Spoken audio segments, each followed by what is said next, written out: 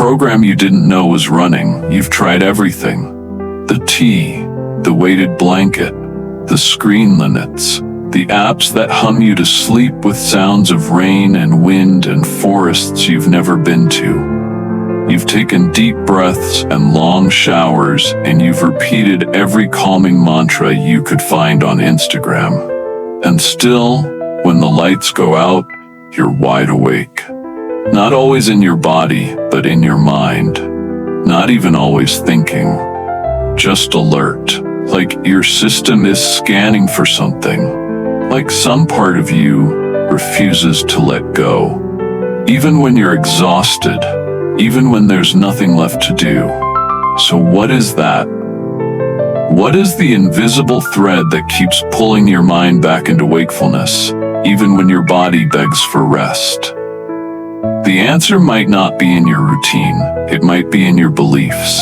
Because behind every sleep struggle is a story. One you probably didn't write on purpose. One that was shaped by childhood, culture, survival. Stories like, it's not safe to let go, or rest is unproductive, or if I don't stay alert, something bad will happen. These beliefs don't shout, they whisper. And yet your nervous system listens. And when it hears that rest equals danger, it won't let you sleep, no matter how many tools you try. This is the quiet truth so many people miss.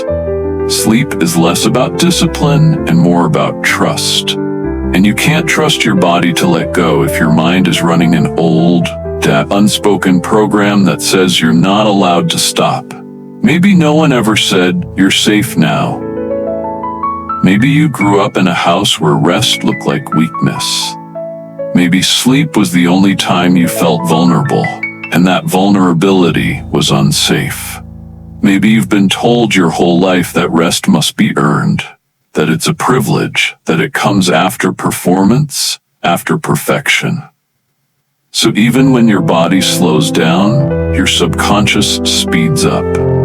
It's trying to keep you safe, based on a map that's decades old. But here's the thing, that map is outdated. You're not in that house anymore.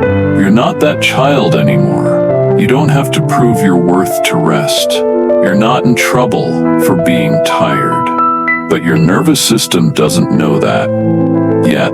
That's why in this episode, we're going to talk about the beliefs underneath the insomnia. The silent assumptions that keep your foot on the gas even when you've pulled into bed. And we'll explore how to start rewriting those beliefs. Not through force, but through safety, through presence, through self-honesty. Because the truth is, you're not broken, you're patterned. And patterns can be changed once you become aware of them. When safety equals control, the hidden belief that keeps your system on high alert. Somewhere along the way, maybe you learned that being in control is the only way to feel safe. Not because you're a control freak, not because you enjoy micromanaging every moment, but because at some point in your life, maybe early, maybe quietly, things felt unpredictable, unsafe. Maybe emotions exploded without warning. Maybe people you relied on were inconsistent. Maybe something bad happened when you finally let your guard down, and your body remembered. It remembered that safety didn't come from softness. It came from scanning, from staying one step ahead, from always being ready. And now, even when things are okay, even when you're no longer in those environments, your system doesn't know how to turn off. Because the belief has become automatic. If I let go, I lose control. And if I lose control, I won't be safe. That's why sleep feels hard. Because sleep is the ultimate surrender. It's the one state where your conscious mind releases the wheel, where you stop analyzing, stop preparing, stop defending. And for someone whose survival was built on constant vigilance, that surrender doesn't feel healing. It feels threatening. Your body may be in a soft bed in a quiet room, but your subconscious is still checking the locks, replaying the day, forecasting the worst-case scenario. Not because you're negative, but because that's how you survived. This is the nervous system's logic. Alertness equals protection. Stillness equals risk. So even if you want to sleep, even if your eyes are heavy and your bones ache, your system says no, not yet. Not until everything is resolved. Not until the future is certain. Not until you're sure nothing will hurt you in the dark. And of course, that moment never comes, because life is never fully in your control. It never was. But try telling that to a brain that once had to grow up faster than it should have. A brain that learned to anticipate pain as a way to avoid it. A brain that thinks surrender is weakness. But here's the shift, the one that starts to change everything. Safety isn't about control. It's about presence, about being here, in this moment, with what's real, not what might happen, not what already did. And presence requires trust, not in the world, not in outcomes, but in yourself. Trust that even if things go wrong, you'll meet them. That even if emotions rise, they won't drown you. That even if uncertainty knocks, you won't disappear. And trust doesn't start with ideas. It starts with sensation, with letting your shoulders drop just a little, with unclenching your jaw, with telling your body, I know you're trying to protect me, but we're not in danger anymore. You can soften now. You're not giving up control. You're giving back trust to yourself. The identity of tension, how chronic alertness becomes a personality, and why letting go feels like losing yourself. At some point, the tension stops feeling like a response and starts feeling like you. The jaw that's always tight, the mind that's always running, the gut that's always bracing, it becomes familiar, expected, part of your identity. You say, that's just how I am. I'm always alert. I'm always thinking. I don't do well with stillness. And people agree. They see you as the strong one, the reliable one, the one who always has it together. You internalize it. You build a life around it. And then, when the body wants to soften, when rest finally arrives and sleep knocks gently, you feel a ripple of panic. Because if I'm not tense, who am I? When you've spent years, maybe decades, being the one who handles everything, who keeps everyone safe, who never fully drops their guard, letting go doesn't feel peaceful. It feels disorienting. It threatens the very version of yourself you've used to survive. The hypervigilance, the perfectionism, the constant analyzing, they may be exhausting, but they also feel like home. Not because they're healthy, but because they're known. And the unknown, even when it's healing, is terrifying. So you stay alert, not because you want to, but because the tension has become your baseline. And sleep, true, deep, vulnerable sleep, requires a kind of surrender that your system doesn't associate with safety. It associates it with erasure, with losing the version of you who held everything together. Even if that version is tired, even if that version is unraveling, it's still you. Or at least, it feels like it. But here's the deeper truth. You are not your vigilance. You are not your tension. You are not your ability to anticipate everyone else's needs or stay ahead of every worst-case scenario. You are more than the coping strategies that kept you afloat. And yes, those strategies were brilliant. They were adaptive. They were brave. But they were never meant to be your personality. They were meant to get you through. And now, you're here. You're in a different season. You don't have to be the same person you were when the tension first arrived. You can let parts of you exhale. You can let stillness feel safe again. You can let softness come home to your nervous system without fearing that you'll disappear. Because the real you, the one beneath the armor, isn't fragile. They're just free. If I rest, I'll fall apart, unpacking the fear that slowing down will break you. There's a voice, quiet but persistent, that whispers every time you try to slow down. Don't stop. If you stop, you'll fall apart. Maybe it doesn't say it in words. Maybe it shows up as tension in your gut, a sudden spike in your heart rate, a restless leg under the sheets. But the message is the same. Movement equals survival. Stillness equals collapse.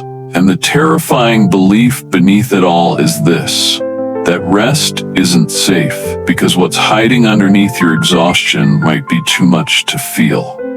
This fear doesn't come from nowhere. It often grows in people who've had to hold it together for too long, who never had time or space to grieve, to rage, to fall apart, who grew up in environments where being vulnerable wasn't an option, where falling apart meant danger, rejection, abandonment.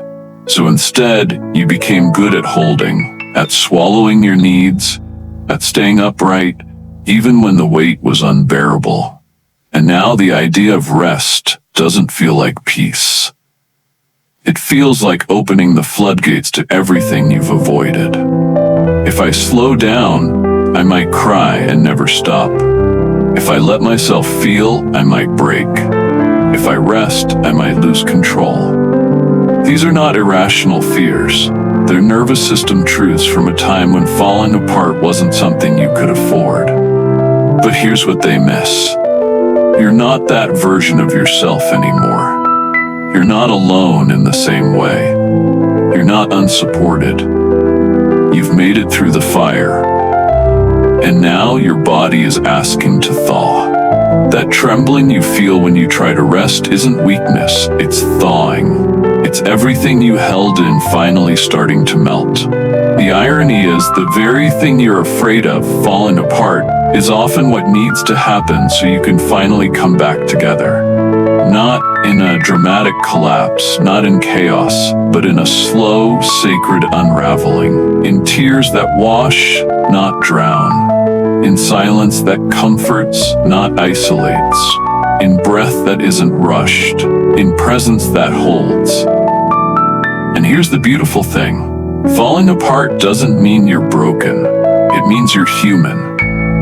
It means your system finally trusts that it doesn't have to armor up every time you pause, that it can release just a little, that it can soften and still survive. So when you feel that panic rise as you lie in bed, that urge to get up, to check your phone, to distract, to do anything but be, pause.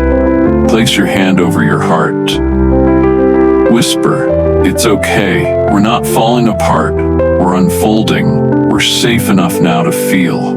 Because what breaks you isn't rest. What breaks you is the belief that you can never stop. Rewiring the subconscious, how to create new beliefs that invite safety and sleep. The subconscious doesn't speak in logic. It speaks in repetition, sensation, and emotional tone. You can't outthink it. You have to rewire it. And the first step is recognizing that your current belief system around sleep didn't come from nowhere. It came from experience. If you grew up in a household where rest was shamed, where stillness was met with yelling, or where you were only praised for achievement, then of course your nervous system thinks slowing down is dangerous. That belief got wired in, not as a conscious choice, but as a survival strategy. And now, years later, the adult you wants to sleep, but the younger you still thinks rest is threat. So what do? You begin the rewiring not with effort, but with presence. Because the subconscious doesn't trust words. It trusts felt experiences. And every time you gently pause, even for 30 seconds, and show your body, we're still safe, You're sending a new message to your inner wiring. You're building a bridge from urgency to safety. Start small. Before bed, place your hand over your chest and say softly, "We're done for today. We did enough. We don't have to be on guard anymore." At first, your body might not believe you. That's okay. You're not trying to convince it.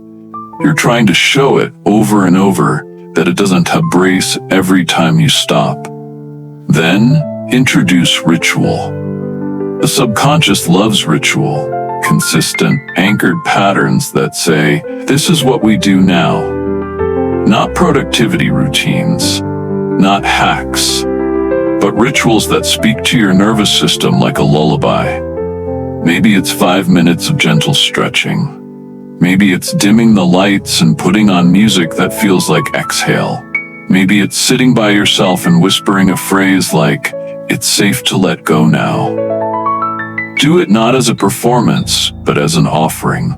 Rewiring also involves rehearsing safety. Throughout the day, look for small moments where you can feel safe doing nothing. Waiting in line, sitting on a park bench, turning off the podcast in the car, and letting silence hold you. These micro moments teach your system. Stillness doesn't mean danger, it can mean peace.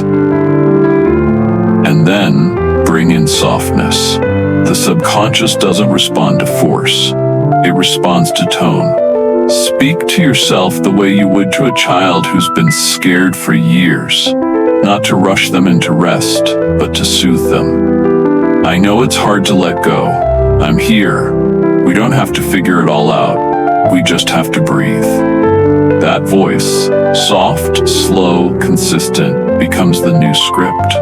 Finally, create emotional contrast. If your brain is used to nighttime being full of anxiety, gently introduce signals of calm. Light a candle, wear something soft, use scent. Not to trick yourself, but to tell your nervous system, this is a different chapter. Over time, these cues form new associations. Sleep no longer equals vulnerability. It starts to equal safety. Home. Release. Rewiring isn't a one-time fix. It's a relationship between you and the parts of you that forgot how to rest. And that relationship heals through rhythm, not rescue, through steady, loving repetition. Your inner night watch, how to calm the protector that won't let you sleep. There's a part of you that never sleeps, not because it doesn't want to, but because it doesn't believe it can. This part is always watching, always scanning, always waiting for something to go wrong. It checks every sound, it replays every mistake, it forecasts every scenario. Not to punish you, but to protect you. This is your inner night watch. For many, this part formed early. Maybe you grew up in a home where chaos lived in the walls, where nighttime was when arguments exploded, or someone left, or someone came home drunk. Maybe nighttime meant uncertainty, or maybe it was quiet, but your body still braced, just in case. So this protector stepped in. It said, "I'll stay up, I'll make sure nothing happens, I won't let my guard down." And it never stopped. Even now, in adulthood, even in safe places, the night watch stays on duty. This is the part of you that opens one eye at 2 a.m. just to check. That feels the need to double-check the door lock. That keeps you half awake even when you're lying beside someone you love. It's not paranoia, it's loyalty. This part of you doesn't trust rest because it remembers when rest wasn't an option.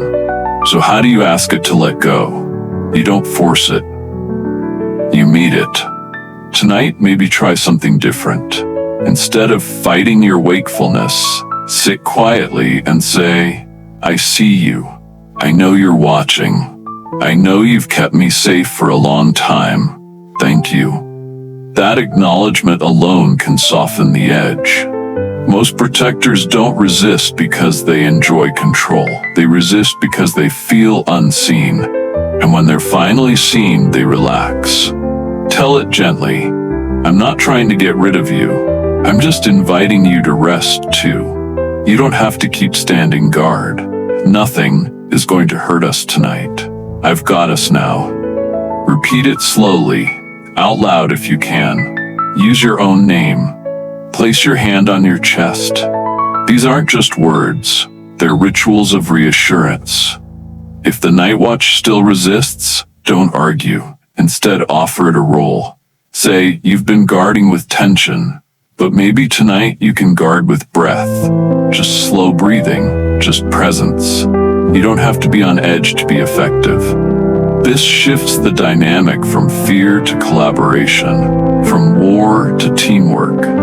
Over time, the more you thank this part instead of resenting it, the more it starts to trust that you're capable, that it doesn't have to do all the work alone, that there's a wiser, grounded version of you now, one who doesn't need to run on adrenaline to feel safe. And little by little, it lets go. Not all at once, but enough for sleep to find its way in. Because when your inner night watch stops pacing the hallways of your mind, the house of your body finally feels still enough to rest. What sleep really asks of you: surrender, not perfection. Sleep doesn't ask you to be healed. It doesn't require your inbox to be empty, your past to be resolved, or your mind to be quiet.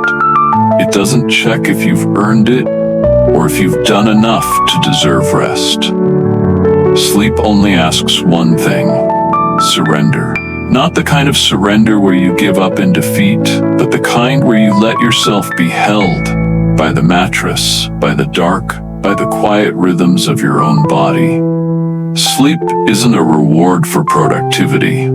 It's a right, a return, a remembering. But for many of us, perfectionism gets in the way. It whispers, you can't sleep yet. You haven't done enough. You haven't fixed everything. And because you haven't met some invisible standard, you stay awake, not just in body, but in shame. You lie there believing that if you were stronger, more disciplined, less messy, sleep would come. But sleep isn't waiting for your perfection. It's waiting for your permission. So tonight, give yourself that permission. Not because everything is done. Not because you've become the best version of yourself, but because you're human. Because you are carrying things that are heavy.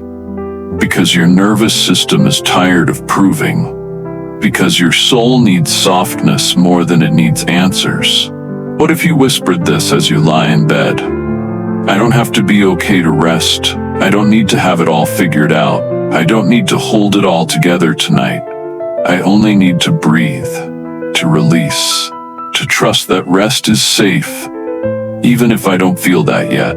That's what sleep responds to. Not control, not pressure, but truth. The truth that your body already knows how to rest. If you stop telling it it's not allowed. If you stop thinking sleep is a test you have to pass, it isn't. It's a letting go, a falling back, a dissolving into the part of you that never needed fixing, only loving. So don't try to sleep harder. Don't fight your thoughts like enemies. Don't grip your way into stillness. Instead, soften. Soften your expectations. Soften your breath. Soften the rules you've placed around what it means to deserve peace. Because the real work isn't in sleeping. It's in allowing yourself to stop trying to be someone who doesn't need rest. You do. We all do. And sleep, the deep, healing kind, will come when you stop chasing it like a prize and start receiving it like a gift. If this episode met you in the quiet, in that strange space between exhaustion and stillness, I want to say thank you. Thank you for staying. Thank you for breathing through the discomfort.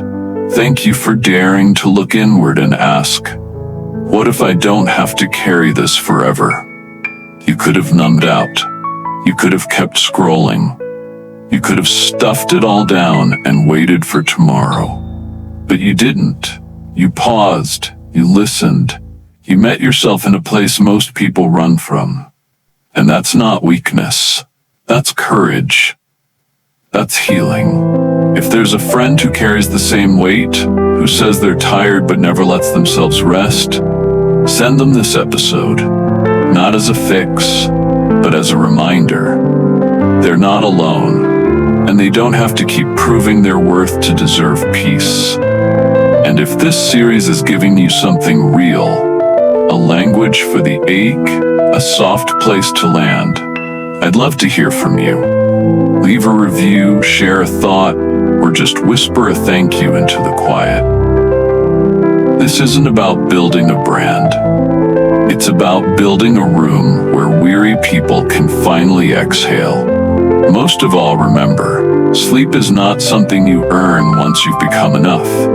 Sleep is a birthright. It's your nervous system returning home. It's the quiet way your body says, I trust you again. So tonight, you don't have to fix anything. You don't have to change. You don't have to perform. Just lie down. Place your hand on your heart and tell yourself, it's safe to rest now. Even with this story still unfinished, even with this breath still shaky, even with this heart still healing, because you are worthy of sleep, exactly as you are.